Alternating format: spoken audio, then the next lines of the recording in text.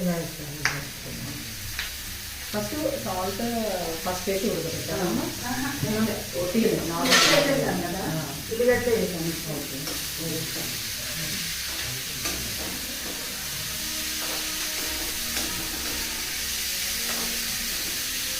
ఇది మనకి 3 times అవుతుంది అనుకోండి. కదా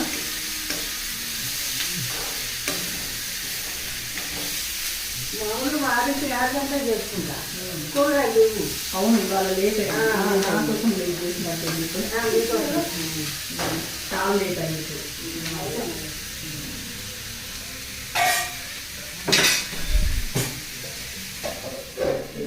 ఆ కారం వేయాలి, ఈ కారం వేస్తాను. మసాలా ఇది కొబ్బరి కారం. ఓకే, ఎండు కొబ్బరి, ఎండుమిరపకాయలు కట్ చేస్తాను. ఆ ఎండుమిరపకాయలు వేసి ఎండబెడతాను.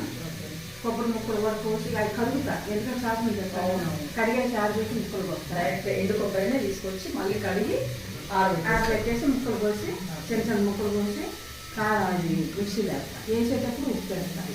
ఉప్పు వేసి తర్వాత ఎల్లిగడ్డ పోలుస్తాను. దెబ్బలు వచ్చేసి అవి పక్కన పెట్టుకొని మెత్తగా అయ్యేటప్పుడు జీలకర్ర వేస్తాను. జీలకర్ర బాగా వేస్తాను. అయ్యాక మెత్తగా అయ్యాక ఎల్లిగడ్డ వేస్తాను.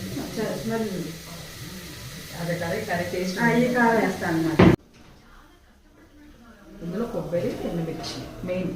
ఎండు కొబ్బరి, ఎండు కొబ్బరి, ఎండుమిర్చి, వెల్లుల్లి ఎక్కువ వేసుకోవాలి. చూసుకోవాలి, ఇది ఇట్లా ఈ కలర్లో రావాలి. ఎక్కువ మిరపకాయలు అయితే కారం కారం ఎక్కువ.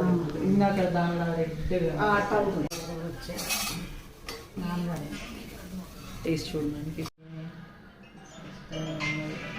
అబ్బాయి పువ్వులు వస్తున్నాయి.